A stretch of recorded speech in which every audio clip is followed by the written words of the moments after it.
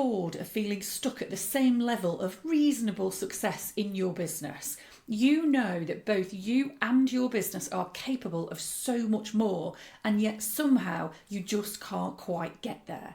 I'm going to share with you today one of the biggest reasons why small business owners like you end up feeling stuck and they don't quite get to that level of success that they really deserve. I'm going to talk about mindset shifts and about really practical, actionable tips that could help you massively change the success trajectory of your business in the next 12 months. So I want to talk to you about goals and the power of setting achievable but ambitious goals in your business. Now, I know lots of people say to me, Paula, goals don't work. I've tried it, I failed. I set them, but then I just get distracted. But let me talk to you about why this is so pivotal and so important on your path to success in your business. So firstly, let's talk about the psychology of goals. There is an absolute wealth of evidence that shows that working towards a very clear target is really powerful in keeping you on track, and it makes a massive difference to whether you actually achieve success or not. If you don't have a goal, what is it you're actually aiming for? What is there to keep you on track? Whereas when you have a very specific goal, the science proves that you will naturally spot opportunities that would otherwise pass you by because you have not imprinted on your brain the specific opportunity that you're looking for. So there's loads of evidence that shows that having a goal increases massively your chances of success. So yes, let's get those goals in place. Now, of course, the first question you have is, how meaty do my goals need to be? And actually the real question there is, what is it that actually motivates you? Now, a lot of people fail because they see stuff online about setting these ambitious, hairy, audacious goals, and they set these massive goals, but actually they don't feel that connected to them. It's not really their goal. So the most important thing to understand when you're setting a goal is, what is it that truly motivates you? So I have some clients who aren't motivated unless they have a goal that's practically terrifying. It's something really big. It's something really audacious. That's what gets them very excited. But I have other clients where that is literally terrifying and actually completely switches them off. So those clients need to set smaller, more achievable, what feels like more realistic goals for them.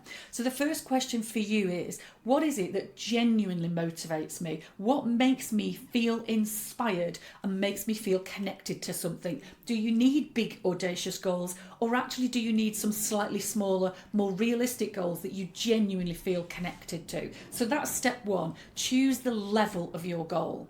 Step two is to choose the time scale of your goal. Now, I have talked here about 12-month goals, and the reason I do that is because lots of people will talk to you about 5-year plans, 10-year plans, things like that. In most cases, that is so distant and so hard to relate to that basically it's just airy-fairy. It's not directly relevant to the here and now. It's so distant that it doesn't motivate you today. If you think about a 12-month period in business, think about where you were a year ago and it has gone like that, I would put my money on. So a year in business, it's a long time, but it's a fast time and it's relevant to the here and now today. So I would always recommend having 12-month goals, but I would also recommend having 90-day goals to underpin them, because 90-day goals are really current. You can create then a nice 3-month plan, the action plan that will help you achieve the 12-month goals. So choose your timescales, but I'd recommend 12 months and 3-month goals. And then, of course, you need to really choose a meaningful measure. So what is it that would inspire you to really make a change in your business in a year's time, let's say? Think about yourself a year from now. What would you love to see different in your business? Is that about better clients who really appreciate you? Is it simply about having more money in the bank? An income target is definitely one of the most motivating targets. It might be a target to launch something. It might be a target to grow your team, to actually take the pressure off you so you've got more time to focus on strategy. But your goals have to mean something to you. So think about what's the biggest shift that you would love to see in a year's time, but then really think about how you can measure it. So you don't want to set a goal that says have more time, be more strategic. You don't even want to set a goal that just says improve cash flow. You really want to have a specific measurable number that you can absolutely track. You have to know, am I on track to achieve this goal, or do I need to do more? It's got to be measurable to really make it relevant.